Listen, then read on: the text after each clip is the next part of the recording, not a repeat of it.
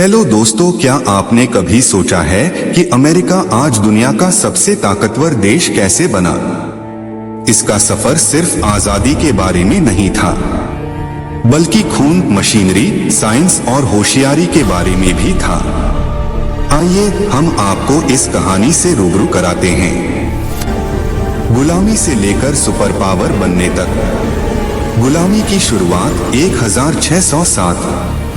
1607 में अमेरिका में ब्रिटिश कॉलोनियां बसाई गईं।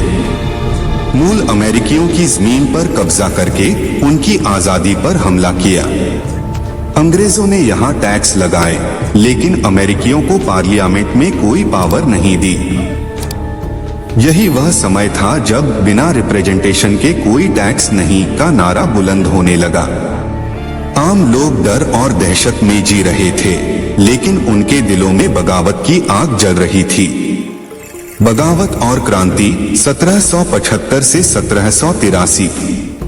अमेरिकी क्रांतिकारी युद्ध 1775 में शुरू हुआ। आम किसान, मजदूर और बिजनेसमैन सैनिक बन गए। ब्रिटिश सेना के साथ एक झड़प में पहली बार बंदूकें चली। खेतों में धुआं, आग और लड़ाई का माहौल भर गया। 1783 में ब्रिटेन ने हार मान ली और अमेरिका को एक आजाद देश के तौर पर पहचान दी। लेकिन आजादी सिर्फ कागजों पर नहीं थी, यह खून और कुर्बानी से मिली थी। आजादी की घोषणा 1776। 4 जुलाई 1776 को आजादी की घोषणा पर साइन किए गए। यह कागज सिर्फ एक कागज नहीं था, बल्कि ब्रिटेन के खिलाफ एक चुनौती थी। यह एक ऐसा पॉइंट था जहां से वापसी नहीं हो सकती थी। अब अमेरिका ने तय कर लिया था, वह आजादी के लिए कोई भी कीमत चुकाएगा। खूनी जीत 1783। युद्ध खत्म हो गया, लेकिन खून और आंसुओं की एक लकीर रह गई। ब्रिटिश झंडे जमीन पर गिर गए, अमेरिकी झंडे उठ गए। सैनिक थके हुए थे, लेकिन उनके चेहरे जीत से चमक रहे थे। आजादी का मतलब था अपनी ताकत बनाने की जिम्मेदारी। संविधान और पावर स्ट्रक्चर 1789। 1789 में अमेरिका ने संविधान लागू किया। जॉर्ज वॉशिंगटन पहले प्रेसिडेंट बने। कानूनों और सिस्टम ने एक डेमोक्रेटिक स्ट्रक्चर बनाया। अब पावर सिर्फ हथियारों में नहीं, बल्कि सिस्टम में थी। इंडस्ट्रियल क्रांति 1800 से 1900। फैक्ट्रियां, रेलवे, तेल, स्टील। अमेरिका ने इंडस्ट्रियल क्रांति को अपनाया। मशीनों और फैक्ट्रियों ने पावर बढ़ाई।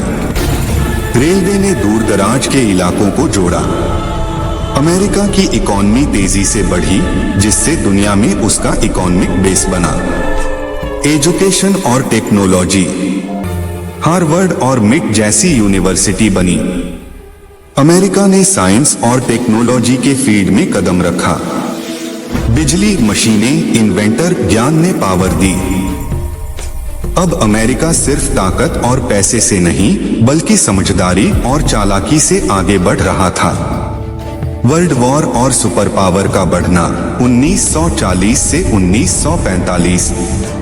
दूसरे वर्ल्ड वॉर में यूरोप तबाह हो गया था, अमेरिका सुरक्षित था।